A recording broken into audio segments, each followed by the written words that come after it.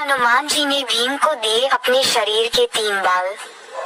महाभारत की पौराणिक कहानियां हम बचपन से ही किताबों और टीवी सीरियलों में देखते आए हैं, लेकिन कुछ कथाएं ऐसी भी हैं जिन्हें आपने ना कभी पढ़ा होगा और ना ही सुना होगा। ये कथाएं अपने आप में अद्भुत हैं। आज इस पौराणिक कथा में हम आपको सुनाएंगे एक कहानी जब हनुमान जी ने भीम को अपने शरीर के 3 बाल दिए। जानिए क्यों। पांडवों ने श्री कृष्ण की मदद से कौरवों पर विजय प्राप्त कर ली थी। अब हस्तिनापुर का राज्य पांडवों के अधीन था। धर्मराज युधिष्ठिर राजा बने थे। न्याय और धर्म की प्रतिमूर्ति महाराज युधिष्ठिर के राज्य में सब कुशल मंगल था। समस्त हस्तिनापुर आनंदमयी जीवन व्यतीत कर रहा था। कहीं कोई किसी प्रकार का दुख न था।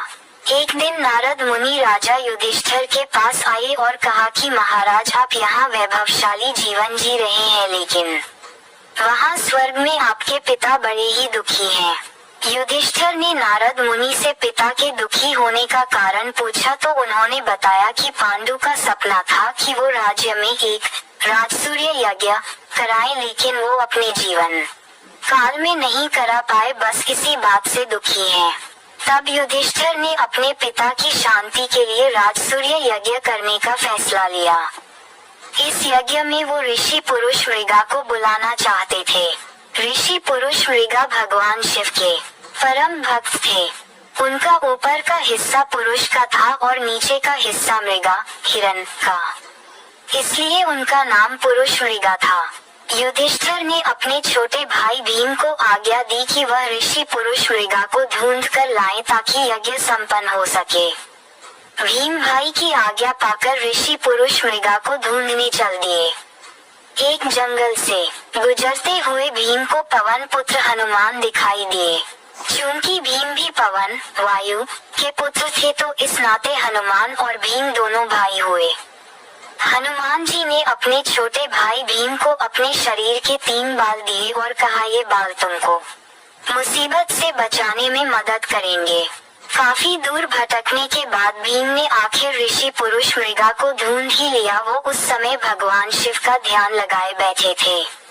भीम ने जब उन्हें राजसूय यज्ञ में चलने की बात कही तो वो तैयार हो गए, लेकिन उन्होंने भीम में सामने एक शर्त रखी। शर्त ये थी कि भीम को हस्तिनापुर ऋषि पुरुष मृगा से पहले पहुंचना था। अगर पुरुष मृगा भीम से पहले हस्तिनापुर पहुंच गए तो वे भीम को खा जाएंगे। अब चूंकि ऋषि पुरुष मृगा का निचला हिस्सा हिरण का था तो वे बहुत तेज दौड़ते थे। भीम ने साहस करके उनकी यह शर्त स्वीकार कर ली। भीम ने तुरंत तेजी से हस्तिनापुर की ओर दौड़ना शुरू कर दिया। भीम ने अचानक पीछे मुड़कर देखा तो पाया ऋषि पुरुष मृगा उनके बिल्कुल नजदीक आ चुके हैं। घबराए हुए भीम को अचानक हनुमान जी द्वारा दिए हुए 3 बालों की याद आई। भीम ने एक बाल जमीन पर फेंक दिया। तुरंत उस बाल की शक्ति से बहुत सारे शिवलिंग जमीन पर उत्पन्न हो गए। ऋषि पुरुष मृगा भगवान शिव के भक्त थे, इसलिए अब वो हर शिवलिंग को पूजते हुए आगे बढ़ रहे थे, जिससे उनकी चाल धीमी पड़ गई। अब थोड़ी देर बाद भीम ने फिर दूसरा बाल फेंका तो फिर से बहुत सारे शिवलिंग उत्पन्न हो गए। इसी तरह भीम ने ऋषि पुरुष मृगा को पीछे रखने के लिए एक एक कर 3 बाल फेंक दिए, लेकिन जैसे ही भीम महल में घुसने ही वाले थे तभी पुरुष मृगा ने उनके पांव पीछे से खींच लिए और भीम के पांव महल से बाहर ही रह गए। अब पुरुष मृगा भीम को खाने के लिए जैसे ही आगे बढ़े तुरंत वहां राजा युधिष्ठिर और भगवान कृष्ण आ गए। तब ऋषि पुरुष मृगा ने युधिष्ठिर ने कहा कि अब आप ही न्याय करें। राजा युधिष्ठिर ने अपना फैसला सुनाया कि भीम के पांव ही महल से बाहर रहे थे, इसलिए आप भीम के सिर्फ पैर खा सकते हैं। युधिष्ठिर के इस न्याय से पुरुष मृगा बेहद खुश हुए और उन्होंने भीम को जीवन दान दिया। फिर मिगल पूर्वक राजसूय यज्ञ संपन्न हुआ और ऋषि पुरुष मृगा सबको आशीर्वाद देकर फिर से अपने रास्ते पर निकल पड़े। कृपया हमारे चैनल को लाइक करें और सब्सक्राइब करें ताकि नियमित रूप से हमारी सभी वीडियोस आप तक पहुंचती रहें। Please like, share and subscribe this channel. Thanks.